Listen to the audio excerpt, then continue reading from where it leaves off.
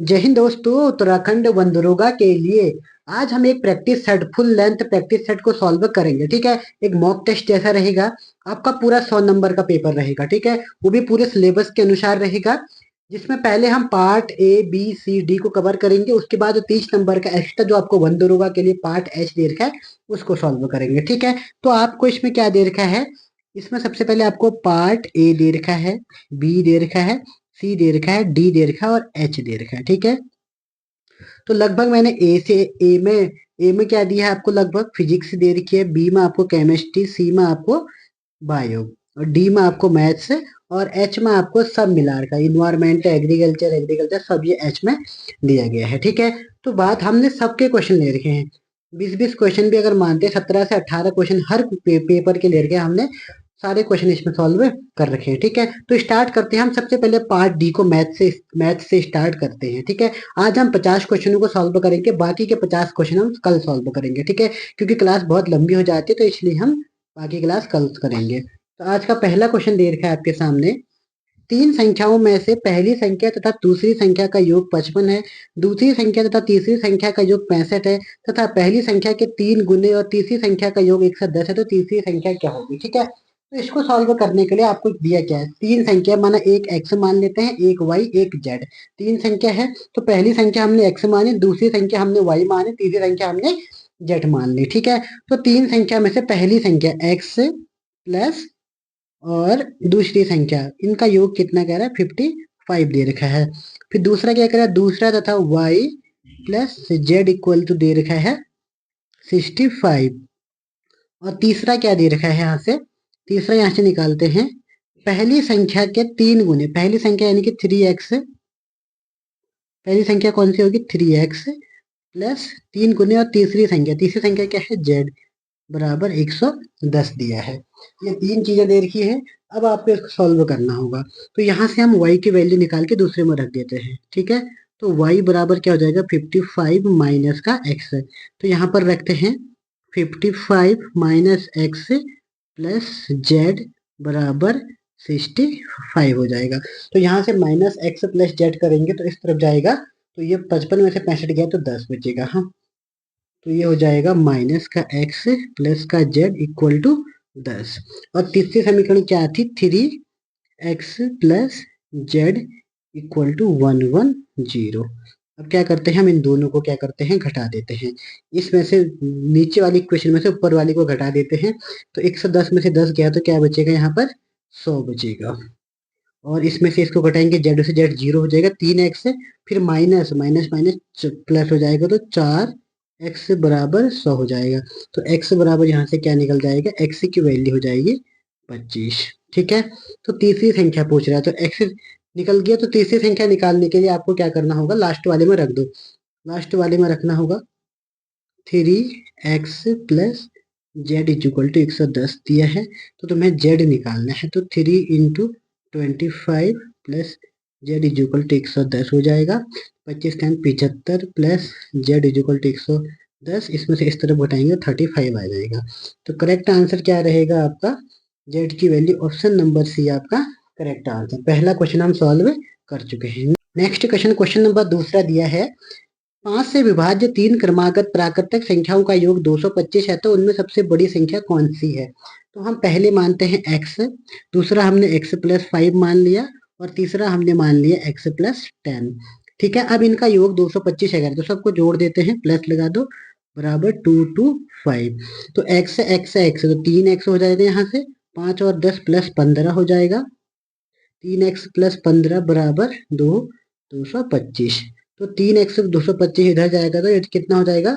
210। तो x बराबर यहाँ से कितना आ जाएगा? 70। ठीक है, अब सबसे बड़ी संख्या निकालनी है, तो सबसे बड़ी संख्या x प्लस 10 थी, तो 70 प्लस 10 80। ऑप्शन नंबर डी आपका करेक्ट आंसर। नेक्स्ट क्वेश्चन देखते हैं, क्वेश्चन नंबर तीसरा।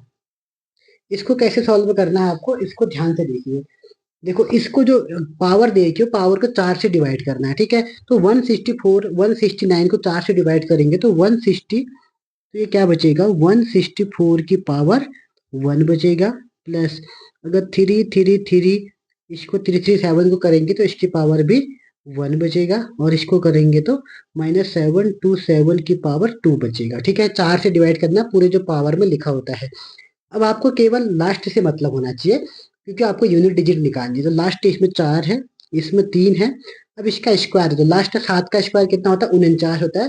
तो लास्ट वाला नंबर लेना, तो माइनस का 9, 4 3 7 माइनस 9 हो जाएगा। जब भी ऐसा आएगा तो आपको क्या करना है, आगे से 1 लगा देना है, 17 में से 9 घटा देना है, तो क्या आएगा? 8 आंसर। तो ऑप्शन नंबर क्या हो जाएगा आपका? Option number C correct answer हो जाएगा। ठीक है, नेक्स्ट क्वेश्चन, क्वेश्चन नंबर चौथा दिया है। क्वेश्चन नंबर चौथा क्या कह रहा है? एक्स प्लस 16 बट्टे एक्स बराबर 8, तो x square plus 32 upon x square की वैल्यू निकालनी है। अब कुछ एक्स की ऐसी वैल्यू रखो ताकि ये कट करके आ जाना चाहिए, यहाँ पर 8 आ जाना चाहिए। ठीक है, अगर हम एक्स बराबर 4 रखते हैं, माना लेट एक्स बराबर हम क्या रखते हैं?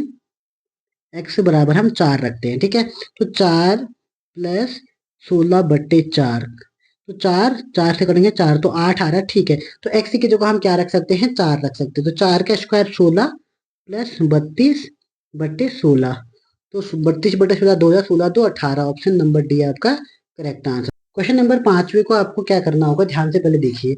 ए प्लस बी प्लस सी बराबर 8 दे रखा है, तो A plus B A B plus B C plus C A बराबर 12। तब A cube plus B cube C cube minus 3 A B C की वैल्यू आपको निकालनी है। ठीक है, इसमें थोड़ा आपको एक कॉन्सेप्ट सीखना होगा। इसमें सी इक्वल टू आपको क्या रखना होगा? 0। सी की जगह आपको क्या रख दो? 0। जब आप सी की जगह 0 रखोगे तो ए प्लस बी कितना आ जाएगा? ए प्लस बी सी तो 0 हो जाएगा, तो 8 आ जाएगा। वैसे ही ए बी की वैल्यू कितनी आ जाएगी? तो ए बी बराबर बी सी और सी, ये दोनों कितने हो जाएंगे? दोनों 0 हो जाएंगे, तो ए बी कितना निकल जाएगा? 12 निकल जाएगा। ठीक है, अब आपको एक फॉर्मूला याद होना चाहिए, A cube plus B cube वाला। ठीक है, क्या होता है A cube plus B cube? A plus B A square minus B square minus का ए बी, यही होता है। अब इसको हम ऐसे कर सकते हैं, इसको नेक्स्ट स्टेप में देखते हैं। अगर हम ये दिया है ए स्क्वायर प्लस बी स्क्वायर, ठीक है, तो बराबर होता है ए प्लस बी,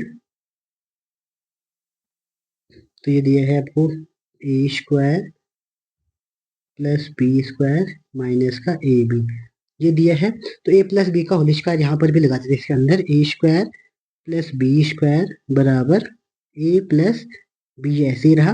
अगर मैं इसको ए प्लस बी का होल स्क्वायर निकालता हूँ, A square B square minus 2 A B होता है, माइनस 2 बी और माइनस ए बी, तो माइनस का क्या हो जाएगा? 3 ए बी हो जाएगा। ठीक है, अब सब की वैल्यू हम इसमें रख देंगे इस फॉर्मूले में। ए प्लस बी की जगह क्या रखना है? ए प्लस बी की जगह आपको पहले ही दिया है 8, 8 और इसके 8 का स्क्वायर, इसके बाद ये क्या है? 8 का स्क्वायर 64 माइनस 3 ए इंटू बी कितना देखा? 12, 12 3 36, 36 में से 64 माइनस करेंगे तो आएगा यहाँ पर 28, 28 8 224। तो करेक्ट आंसर क्या हो जाएगा आपका? ऑप्शन नंबर बी आपका करेक्ट आंसर हो जाएगा। ठीक है, नेक्स्ट क्वेश्चन, क्वेश्चन नंबर छठा देखते हैं। क्वेश्चन नंबर छठा क्या दे रखा है? A plus 1 upon A equal to 3 है। इसमें आपको ए प्लस 1 अपॉन ए का आप होल क्यूब कर दे तो कर दो। ठीक है, तो ये होता क्या है फॉर्मूला?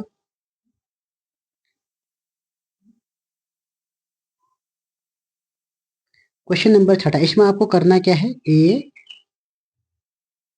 प्लस 1 अपॉन ए का आपको क्या करना है? होल क्यूब करना है। तो होता क्या है? ए क्यूब प्लस 1 अपॉन ए का क्यूब बी क्यूब हो जाएगा, प्लस 3 ए, ए इंटू ए इंटू बी होता है, तो 3 AB, तो कट जाएगा उस 3, और ए 1 प्लस ए होता है। ठीक है, इतना हो जाएगा। उसके बाद इसको सॉल्व करते हैं, हाँ वैल्यू रख देते हैं।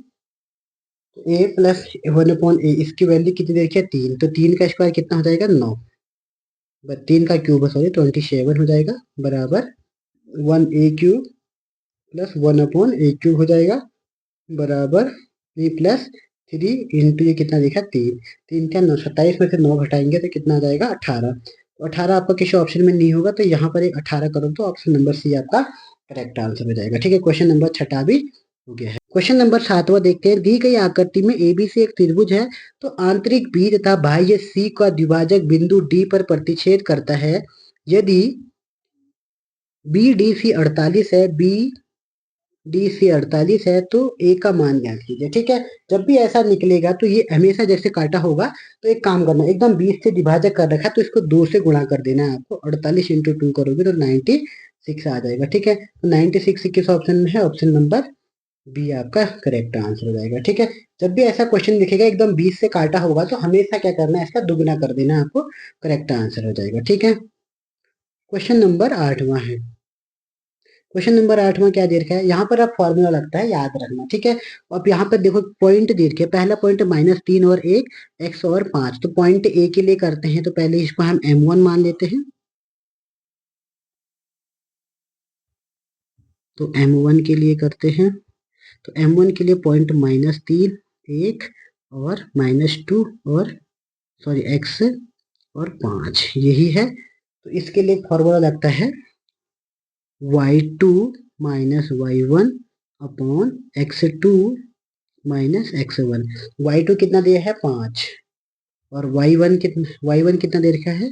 1 अपॉन x2 कितना दे रखा है? x और x2 कितना दे रखा है? x1 दे रखा है -3, तो प्लस का 3 हो जाएगा, माइनस माइनस प्लस, 5 में से 1 गया 4, तो ये हो जाएगा 4 अपॉन x प्लस 3।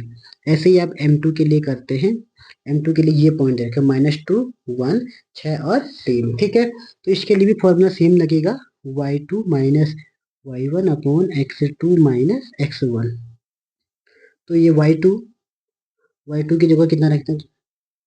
y2 की जगह 3 और ये माइनस माइनस का 1 हो जाएगा अपॉन, उसके बाद फिर है x2 6 माइनस माइनस ये हो जाएगा, ये माइनस है, ये भी माइनस का 2, तो ये 4/2 हो जाएगा। 4/2 काट के, नहीं सॉरी 4/8 हो जाएगा। ठीक है, क्योंकि 3 1 4 6 2 8, तो 1/2 यहाँ से निकलेगा आंसर। और वो कितना निकल रहा था? 4 अपॉन x प्लस 3, दोनों को इक्वल रख दो, 1/2, तो 4 दूनी 8 हो जाएगा। क्रॉस मल्टीप्लाई करो तो x प्लस 3 इक्वल टू 8, तो x बराबर 8 माइनस 3 करेंगे तो 5। तो ऑप्शन नंबर डी आपका करेक्ट आंसर, x का मान निकालना था, ऑप्शन नंबर डी आपका करेक्ट आंसर हो जाएगा। ठीक है, क्वेश्चन नंबर 9वां है। ये थोड़ा लंबा क्वेश्चन है, इसको ध्यान से देखिएगा। ठीक है, तो इसमें सबसे पहले आपको क्या करना है, इसका एक फॉर्मूला होता है, वो फॉर्मूला भी आपको याद करना होगा। ठीक है, फोन की स्क्रीन थोड़ा छोटी है तो राइटिंग का ध्यान से सुनते रहना आप लोग। ठीक है, उसके बाद क्या करना, देखो सबसे पहले इसमें क्या कह रहा है, एक चतुर्भुज का क्षेत्रफल ज्ञात कीजिए जिसमें बिंदु 4 2 8 2 8 14 था 4 10 दिया है। पहले एक चतुर्भुज हम बना लेते हैं, हमने बना लिया, एक चतुर्भुज बना लिया। ठीक है, तो इसमें आप पॉइंट रख लेते हैं। हमने इसको माना ए दे रखा है 4,2, इसको हमने मान लिया बी कितना दे रखा है? 8,2, इसको हमने मान लिया सी मान लिया 8,14, इसको हमने मान लिया डी कौन सा पॉइंट है? 4,10। ठीक है, ये हमने मान लिए। अब हम बीच से एक ट्रायंगल यहाँ पर खींच देते हैं, लाइन खींच देते हैं। तो पहले हम ए बी सी के लिए करेंगे, फिर ए सी डी के लिए करेंगे। पहले हम ए बी सी के लिए करते हैं, ट्रायंगल ए बी सी के लिए। ठीक है, तो ए बी सी ध्यान रखना, क्योंकि हमें जगह नहीं होगी तो लिखने में दिक्कत होती है। ठीक है, तो इसके लिए फॉर्मूला लगता है area of triangle A B C, तो 1/2 bracket x1 comma y2 minus y3 होता है। ठीक है, प्लस का x2 ये होता है y3 माइनस y1 और प्लस का सॉरी x3 फिर y1 माइनस y2। ठीक है, जहां पर x1 आ रहा है वहां पर ये y2 और y3 आएगा, जहां पर x2 आ रहा है वहां पर y3 और y1 आएगा, जहां पे x3 आएगा वहां पर y1 और y2 आएगा। ठीक है, अब इसको पहले हम त्रिभुज ए बी सी के लिए कर रहे थे। ठीक है, तो आप लोग अपनी कॉपी में चित्र बना लो, ध्यान से देखते रहो इसको। ठीक है, ए बी सी के लिए तो ए में क्या होगा, तो x1 है वो कितना दिया है? 4 है, x2 दिया है 8 और x3 दे रखा है 8। उसके बाद फिर y1 दे रखा है 2, y2 भी दे रखा है 2 और y3 कितना दे रखा है? हमें 14 दे रखा है। ठीक है, तो इस फॉर्मूले हम वैल्यू रख लेते हैं 1/2, x1 की वैल्यू दे रखी है 4 y2 माइनस y3। तो y2 कितना दे रखा है, y2 दे रखा है हमें 2। 2 में से 2 घटा, सॉरी y2 दे रखा है हमें कितना 2। 2 में से आपको 14 घटाना है। 2 में से 14 घटाएंगे तो माइनस का 12 पहले ही लिख देता हूँ ऐसे, ठीक है, क्योंकि जगह बहुत कम हो रही है। प्लस उसके बाद फिर है x2। x2 की वैल्यू कितनी दे रखी है, x2 की वैल्यू दे रखी है 8। ध्यान से आप लोग कॉपी में लिख लीजिए, ठीक है, 8। और उसके बाद कह रहा है y3 माइनस y2। y3 कितना दे रखा है, y3 दे रखा है आपको 14। 14 में से अगर हम y3 माइनस y1 है, 14 में से 2 घटाएंगे तो 12 आएगा। यहाँ कितना आएगा 12। उसके बाद फिर प्लस करेंगे x3। x3 कितना आएगा, x3 आ जाएगा, x3 दिया है आपको 8, ठीक है, ये भी 8 ही दे रखा है 8। और y1 माइनस y2। y1 कितना दे रखा है, ये 2,2 जीरो हो जाएगा, ये पूरा टर्म क्या हो जाएगा जीरो। अब 12 चौको 48 करेंगे तो माइनस का 48 और ये प्लस पूरा 1/2 आगे से है ही, और ये 12 96। 96 में से आधा करना 48 बट्टे 1/2, तो ये हो जाएगा 48 1/2, तो बराबर कितना आ जाएगा 24। तो पहले का आंसर कितना आ जाएगा 24। अब इसी तरीके से हम सेम दूसरा करेंगे। अब हम करेंगे ट्रायंगल ACD में, ठीक है, ध्यान से रखना ACD में ही करना होगा, ठीक है। तो यहाँ पर x1 आपका 4 दे रखा है, x2 आपको 8 दे रखा है, x3 आपको 4 दे रखा है, y1 2, y2 14, y3 10। ऐसे ही आप इसको सॉल्व करना, ठीक है। तो आप खुद ही कर लोगे इसको, तो इसको सॉल्व करोगे तो पहले का आंसर 24 आता है, फिर दोनों को जोड़ देना, दूसरे का आंसर 16 आएगा, ठीक है। दोनों को जोड़ के 40 आपका आंसर आ जाएगा, 40 option number D correct answer हो जाएगा, ठीक है। तो आप लोग कर लोगे इसको, ठीक है। ठीक है, क्वेश्चन नंबर 10वां देखते हैं आप। एक लंबवत वृत्ताकार बेलन के वक्र पृष्ठीय क्षेत्रफल तथा कुल पृष्ठीय क्षेत्रफल का अनुपात 2:5 है। यदि कुल पृष्ठीय क्षेत्रफल 3080 सेंटीमीटर स्क्वायर है तो बेलन का आयतन सेंटीमीटर क्यूब में क्या होगा। तो इसको सॉल्व करने के लिए आपको क्या करना है, सबसे पहले देखो वक्र पृष्ठीय क्षेत्रफल क्या होता है, वक्र पृष्ठीय क्षेत्रफल 2 पाई r h, और कुल पृष्ठीय क्षेत्रफल होता है पाई 2 पाई r h प्लस r होता है, ठीक है।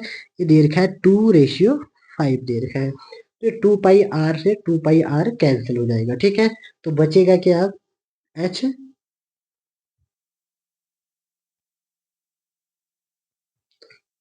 तो बचेगा क्या h/h प्लस r बराबर 2:5। क्रॉस मल्टीप्लाई करो तो हो जाएगा 5h प्लस बराबर 2h प्लस का 2r, तो ये 3h हो जाएगा, 3h प्लस बराबर 2r। तो यहाँ पर h/r जो निकलेगा, h/r 2/3, 2:3 निकल जाएगा, क्या निकल जाएगा h/r 2:3 निकलेगा, क्या निकलेगा 2:3। अब एक काम करो, जब भी रेशियो में निकलेगा पीछे x रख देंगे, ठीक है। अब आपको निकालना क्या है, आपको दिया क्या है, कुल पृष्ठीय क्षेत्रफल 3080 दे रखा है। कुल पृष्ठीय क्षेत्रफल क्या होता है 2 पाई r h, 2 पाई r h प्लस r, यही तो होता है। अब वैल्यू रखो 2 इंटू 22/7 इंटू r की वैल्यू क्या रखनी है, r की वैल्यू रखनी है 3x रखने हैं, ठीक है, x प्लस h की वैल्यू भी रखनी है कितनी 2x प्लस 3x। तो ये हो जाएगा 22 दूनी 44/7 हो जाएगा, और ये हो जाएगा इंटू 3x, और ये हो जाएगा 3 और तो 5x, ठीक है, इक्वल टू कितना दे रखा है 3088 दे रखा है। तो इसको सॉल्व करते तो ये हो जाएगा 5×15x² 44/7, ये हो जाएगा 44/7 इंटू 15x² इक्वल टू दे रखा है कितना 3080, ठीक है। अब हमें 44 से अगर 3080 को काटते हैं तो ये कटता है 70 टाइम, ठीक है, 70 टाइम कटेगा। फिर 15 से काटते हैं तो 15 से 5 से 3 बार कट जाएगा, और 70 कट जाएगा 14 बार, ठीक है। तो यहाँ से जो x² निकलेगा आपका, x² निकलेगा आपका रूट कितना 14 x निकलेगा, सॉरी x, x² से x निकाल दो, 14 × 7/14 3 3 आपका ये ऊपर वाला बचेगा। ठीक है, तो x की वैल्यू 14 और इंटू 7 √3। ठीक है, अपॉन पूरे का √3 है। उसके बाद फिर नेक्स्ट करते हैं। उसके बाद इतना x की वैल्यू आपको रहने देनी है। अब वैल्यू रखो, अब आयतन निकालना है आपको। आयतन, बेलन का आयतन क्या होता है? Pi R square H. Pi R square H में आपको वैल्यू रखनी है। पाई की वैल्यू 22/7 होती है इंटू आर की वैल्यू क्या रखनी होगी, ध्यान से रखना, क्योंकि अब आपको एक्स भी रखना होगा। तो आपका निकला क्या था? आर निकला था आपका, पहले आर तो था आपका 3, तो पहले था 3। उसके बाद जो एक्स की वैल्यू निकली है √14 इंटू 7/3। उसके बाद फिर क्या है? एच भी आपको ऐसे ही रखना होगा, पर इसका क्या है? स्क्वायर है पूरे का, इसका क्या रहेगा? स्क्वायर। उसके बाद फिर आपको इसी की वैल्यू रखनी है, तो ये हो जाएगा √14 इंटू 7/3। ठीक है, एच की वैल्यू ये रखनी है। अब आपको सॉल्व करना है, तो 22/7 ऐसे ही रहेगा। 3 का स्क्वायर करोगे तो कितना निकल जाएगा? 9। और इसका पूरे का क्या हट जाएगा? रूट हट जाएगा, 14/7 इंटू 3 हो जाएगा। और ये सेम ऐसे ही रहेगा ऊपर। तो 3 से ये कट जाएगा कितनी बार? 3 बार। 3 क्या 9, ये 7 से ये 7 कैंसिल हो जाएगा। ठीक है, तो अब इसको सॉल्व करेंगे तो ये 3 यहाँ, ये क्या बचा है? √47 इंटू 3 यहाँ पर लिखा है, मैंने अभी देखा यहाँ पे लिखा नहीं है। ठीक है, जब हम इन सबको गुणा करते हैं, जब हम इन सब गुणा करेंगे तो ये कितना आता है? ये आ जाएगा आपका 22, जो नंबर आएगा 22 इंटू 3 इंटू 14 इंटू 2, ये बच जाएगा आपका कितना?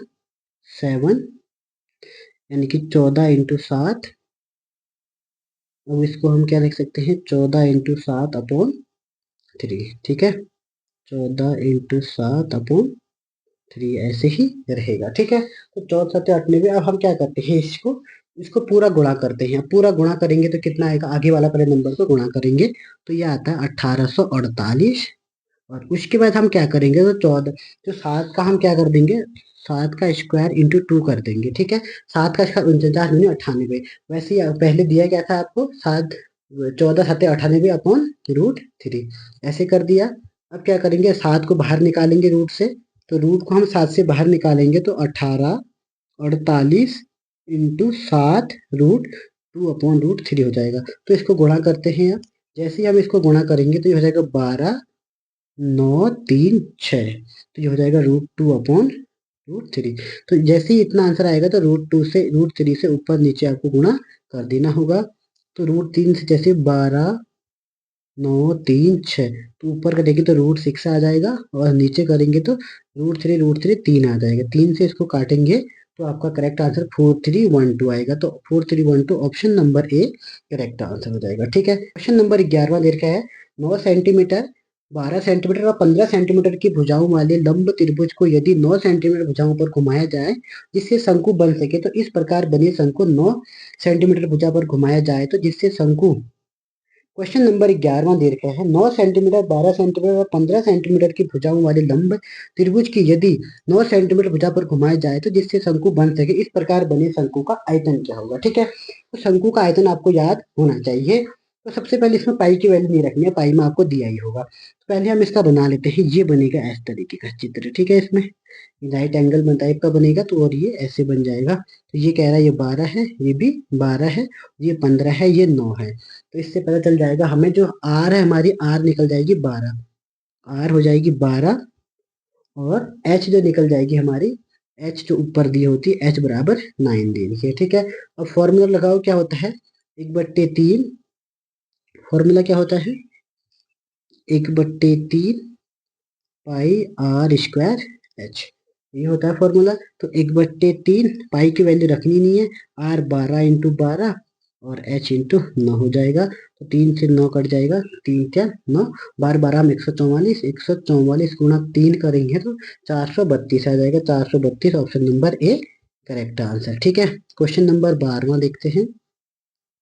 क्वेश्चन नंबर 12वां क्या कह रहा है? एक बैग में 3 लाल प्लस 4 नीले रंग के और 2 नारंगी कंचे हैं। यदि एक अध्यक्षा निकाला जाए तो नारंगी कंचे न होने की प्रायिकता 4 3 7 2 9 टोटल कितने हो गए 9। अब नारंगी कितने हैं 2 हैं, तो 9 में से 2 घटाए 7, 7 बट्टे 9 correct answer, option number D आपका करेक्ट आंसर। ठीक है, क्वेश्चन नंबर 13। तो आपको सबसे पहले माध्य निकालना। माध्य का फॉर्मूला होता है सिग्मा एफ एक्स है, इन दोनों को गुणा करके जोड़ना, प्लस क्या करना है आपको डिवाइड कर देना है, किससे डिवाइड कर देना है आपको एफ से, सिग्मा एफ से, इस सबको जोड़ के। ठीक है, तो पहले मैं एफ एक्स से निकालता हूँ। यहाँ पर एफ एक्स से क्या निकलेगा देखते हैं, 5 दूनी 10 प्लस 8 पंचे 40 प्लस 10 अट्ठे 80 प्लस 12 गुणा 22 करेंगे तो 264 आएगा, प्लस 7p प्लस करेंगे 20 चको 80 प्लस 50। ठीक है, अब इन सबको मैं ऐड करता हूँ तो सबको ऐड करके आता है 524 प्लस का 7p। ठीक है, इतना आपको रखना है और सिग्मा एफ करना है। सिग्मा एफ को जोड़ता हूँ तो 5 2 7 8 7 15 15 और 7 22 22 और 4 26 26 और 2 28 28 और 22 50। तो सिग्मा एफ की वैल्यू कितनी आती है 50। बस अब आपको फॉर्मूले में, और मीन आपको 12.58 दे रखा है, तो मीन का फॉर्मूला m बराबर होता है sigma F X upon sigma F. तो रखते हैं मीन दिया है कितना 12.58 equal to sigma F X कितना दे रखा है 524 प्लस 7p अपॉन 50। इससे यहाँ गुणा करेंगे तो कितना होता है 629 आ जाता है। 629 बराबर 529 प्लस 7p। जैसे इससे माइनस करेंगे तो कितना निकलेगा ये, तो ये 105 निकलेगा। 7p बराबर 105। तो काटेंगे तो 15 सत्ते 105, तो p बराबर हो जाएगा 15। ऑप्शन नंबर बी आपका करेक्ट आंसर हो जाएगा। ठीक है, क्वेश्चन नंबर 14 दिया है।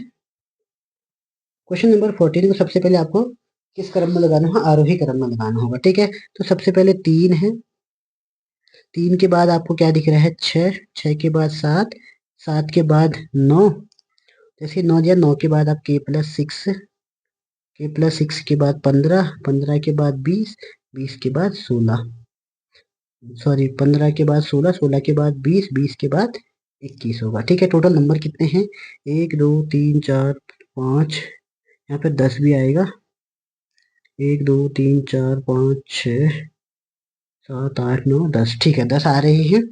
अगर 10 आ रहे हैं तो एक काम करते हैं, बीच के हैं तो 4 इस तरफ के हो गए, 4 इस तरफ के, तो बचे कितने k प्लस 6 बट्टे 10। तो ये क्या करना है होगा आपको k plus 6 plus 10 divide by 2, और कितना दे रखा है 11, 11 दूनी 22 हो जाएगा, 22 प्लस 10 से 16 प्लस k, 16 में से 6 घटाएंगे तो 22, सॉरी 16 में 22 में से 16 घटाएंगे तो 6। ऑप्शन नंबर बी आपका करेक्ट आंसर हो जाएगा। ठीक है, क्वेश्चन नंबर 15 देखते हैं। ये क्या दे रखा है आपको √10a अपॉन 2 बराबर x बराबर। ठीक है, इसका फॉर्मूला होता है, फॉर्मूला क्या होता है साइन स्क्वायर a बाई 2 का फॉर्मूला होता है, साइन स्क्वायर a बाई 2 बराबर होता है 1 माइनस कॉस a अपॉन क्या हो जाएगा 1 माइनस कॉस a अपॉन 2। ऐसे साइन a निकालेंगे तो साइन a बाई 2 निकाल देंगे यहाँ से, तो निकल जाएगा 1 माइनस कॉस a अपॉन 2 हो जाएगा। ठीक है, तो साइन a निकल जाएगा और प्लस लगा देंगे तो कॉस a निकल जाएगा। अगर हम कॉस a बाई 2 निकालेंगे तो वही उसमें प्लस लगा देना है, 1 प्लस कॉस a बाई 2। अब क्या रखना है आपको tan a, tan को साइन अपॉन कॉस लिख सकते हैं, बिल्कुल लिख सकते हैं, तो हम इसको ऐसे भी लिख सकते हैं 1 माइनस कॉस a अपॉन 2, और ये हो जाएगा 1 plus cos a divide by 2। ये 2 से ये 2 कैंसिल हो जाएगा, तो आंसर क्या बचेगा 1 माइनस कॉस ए और 1 प्लस कॉस ए। तो ऑप्शन नंबर डी आपका करेक्ट आंसर आ रहा है। ठीक है, क्वेश्चन नंबर 16 देखते हैं। 16 क्वेश्चन क्या दे रखा है 5 sine theta minus 4 cos theta equal to 0। तो यहाँ से हो जाएगा 5 साइन थीटा बराबर 4 कॉस थीटा। ठीक है, तो sine theta upon cos theta कितना हो जाएगा 5 अपॉन 4। तो यहाँ से हम निकालेंगे साइन, एक मिनट,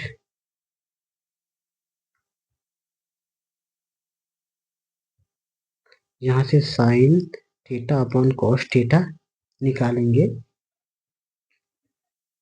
तो साइन थीटा 1 कॉस थीटा 5/4। बस अब इसको वैल्यू रख देनी है, बस 5। साइन थीटा की जगह क्या रखना है आपको, साइन थीटा की रखना है 4 -2, कॉस थीटा की जगह रखना है 5 अपॉन 5 इंटू साइन थीटा की जगह 4 प्लस 3 इंटू कॉस थीटा की जगह 5। 5 को 20 और -10 अपॉन क्या आएगा, 5 को 20 प्लस 15, तो 10/35 आ जाएगा। तो 2×5 = 10 और 5×2 = 10, 5×7 = 35, 2/7। 2/7 के साथ में ऑप्शन नंबर सी आपका करेक्ट आंसर। ठीक है, क्वेश्चन नंबर 16 हो गया। क्वेश्चन नंबर 17 आज का मैथ का अंतिम क्वेश्चन है। ठीक है, sec A minus 1 plus sec A. Sec A को हम 1 अपॉन कॉस ए माइनस 1 लिख सकते हैं। सेक ए को हम 1 अपॉन कॉस ए लिख सकते हैं। ठीक है, और 1 + 1 अपॉन कॉस ए। जैसे सॉल्व करेंगे तो ये 1 minus cos A upon cos A, वैसे सॉल्व करेंगे तो ये cos A plus 1 upon cos A. Cos A से कॉस ए कैंसिल, तो 1 माइनस कॉस ए और 1 plus cos A, 1 minus cos A 1 plus cos A. ठीक है, तो यहाँ से हमारे मैथ से के क्वेश्चन 17 खत्म हो चुके हैं। ठीक है, तो आज हम जल्दी जल्दी 50 क्वेश्चन यहाँ पर सॉल्व कर लेते हैं। क्वेश्चन नंबर 17 हो गया। 18 एकवासवाद का सिद्धांत किसने दिया था, डार्विन ने। ऑप्शन नंबर बी आपका करेक्ट आंसर। ठीक है, क्वेश्चन नंबर 19 देखते हैं क्या कह रहे हैं। विकास का मुख्य कारक है, विकास का मुख्य कारक होता है प्राकृतिक वर्ण होता है। ठीक है, नेक्स्ट क्वेश्चन, क्वेश्चन नंबर 20वां देखते हैं। 20वां क्वेश्चन क्या दे रखा है, डीएनए डबल हेलिक्स संरचना की खोज किसके द्वारा की गई थी, तो ये खोज की थी जेम्स वाटसन और फ्रांसिस क्रिक ने की थी। ठीक है, मैथ्स में थोड़ा टाइम लगा, फटाफट क्वेश्चन हमारे होते जाएंगे। ठीक है, अब ये कह रहा है निम्न में से किस कोशिका द्रव्य में कोशिकांग को यूकैरियोटिक कोशिकाओं के भीतर प्रोकैरियोटिक कोशिकाएं माना जाता है, तो ये सूत्रकणिका या माइटोकॉन्ड्रिया होता है। नेक्स्ट क्वेश्चन देखते हैं, क्वेश्चन नंबर 22वां। प्लाज्मा झिल्ली बनी होती है प्रोटीन से भी बनती है, लिपिड से भी। ऑप्शन नंबर डी आपका करेक्ट आंसर हो जाएगा। क्वेश्चन नंबर 23 है, डीएनए के निम्नलिखित में से किस विशिष्टता ने उसे पीढ़ी दर पीढ़ी आनुवांशिक सूचना संग्रह करने और प्रेषण करने के लिए अद्वितीय रूप से उपयुक्त बनाया है, तो ये हो जाता है द्विकुंडली डबल हेलिक्स मॉडल हो जाता है। ठीक है, क्वेश्चन नंबर 24, लैंगिक जनन के आनुवांशिक विचरण कैसे होता है, जीन के मिश्रण सम्मिश्रण से, क्रोमोसोम के बदलाव से भी, जीन के मिश्रण से भी। तो ऑप्शन नंबर डी आपका करेक्ट आंसर। 24 का क्या हो जाएगा, डी। क्वेश्चन नंबर 25, 25 क्या कह रहा है आपको, 25 दिया है, निम्नलिखित पर विचार कीजिए, उपयुक्त जीवों के कितने प्रकार के परजीवाभ्य जातियां पैरासिटाइड स्पीशीज पाई जाती हैं, कैराबिड बीटल्स, कांटार मक्खियां, दीमक और बर। तो इसका जो करेक्ट आंसर होगा आपका क्वेश्चन नंबर 25 का ऑप्शन नंबर सी, केवल 4। केवल इसमें क्या है, 4 ही होते हैं, 1 2 और ये 3 और ये 4, मक्खिया नहीं होता है। ठीक है, मैंने एक बार क्वेश्चन पहले आपको कराया है, एक बार देख लेना इसको। ठीक है, क्या पता है गलत भी हो सकता है, देख लेना। क्वेश्चन नंबर 26 है, ऑक्टोपस क्या है, ऑक्टोपस एक मृदुकवची मोलस्क का है। ठीक है, मोलस्क होता है। क्वेश्चन नंबर 27, हरे पौधे में प्रकाश संश्लेषण की क्रिया में होता है, ऑक्सीजन को लेते हैं और कार्बन डाइऑक्साइड को क्या करते हैं, लेते हैं और ऑक्सीजन को छोड़ देते हैं। ऑप्शन नंबर बी आपका करेक्ट आंसर हो जाएगा। क्वेश्चन नंबर 28 है, किस वृक्ष का अधिकतम हानि निम्न में से कैसे पहुंचती है, किसी वृक्ष को अधिकतम हानि कैसे पहुंचती है, तो उसकी छाल की नाश से। Option number D correct answer. उसकी छाल को काटोगे तो वृक्ष सूख जाता है। ठीक है, क्वेश्चन नंबर 29, हमारे आहार में सभी प्रोटीनों का पाचन केवल छोटी आंत में होता है, या अग्नाशय से प्रोटीन का पाचन करने वाले एंजाइम को क्षुद्रांत में छोड़ा जाता है। कथन सही, कारण सही है, कथन गलत है, क्योंकि प्रोटीन का पाचन केवल छोटी आंत नहीं करती, अग्नाशय भी करता है। तो आपका आंसर ऑप्शन नंबर डी हो जाएगा। ए गलत है परंतु आर सही है। क्वेश्चन नंबर 30 देखते हैं, निम्नलिखित में से मानव गुर्दे का सामान्य कार्य नहीं है, रक्त में जल की मात्रा का नियंत्रित करना ये कार्य है, रक्त में शर्करा की मात्रा का नियंत्रित करना ये नहीं है। ठीक है, बाकी सब इसके कार्य होते हैं, गुर्दे यानी किडनी बोलते हैं। क्वेश्चन नंबर 31 है, निम्नलिखित पर विचार कीजिए। क्वेश्चन नंबर 31, बैटरी भंडारण, बायोमास जनरेटर, ईंधन सेल,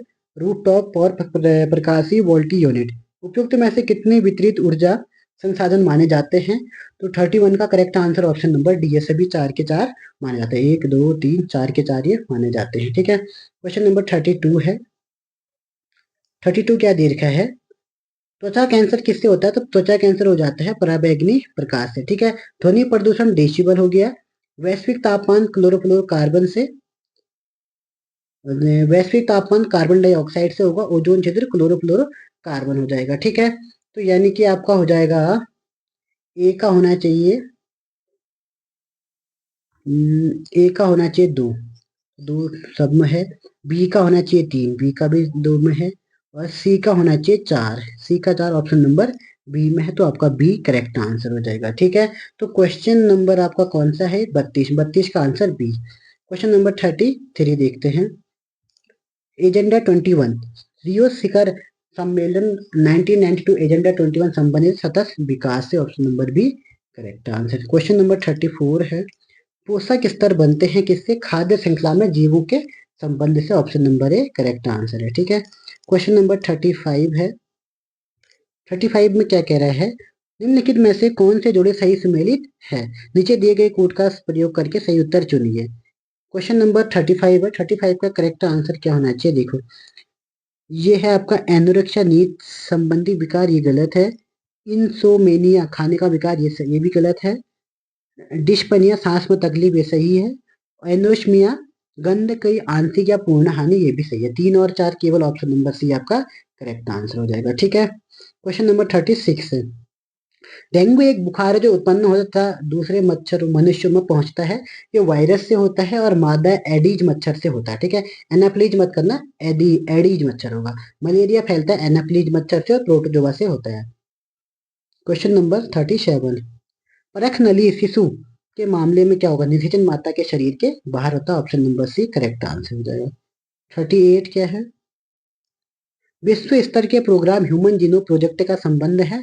तो ये मानव जीनों और उनके अनुक्रम की पहचान और मानचित्रण, ऑप्शन नंबर डी आपका करेक्ट आंसर हो जाएगा, ठीक है। क्वेश्चन नंबर 39 है। जल किसी अन्य द्रव की अपेक्षा अधिक पदार्थों का घोल सकता है क्योंकि जल में क्या होते हैं?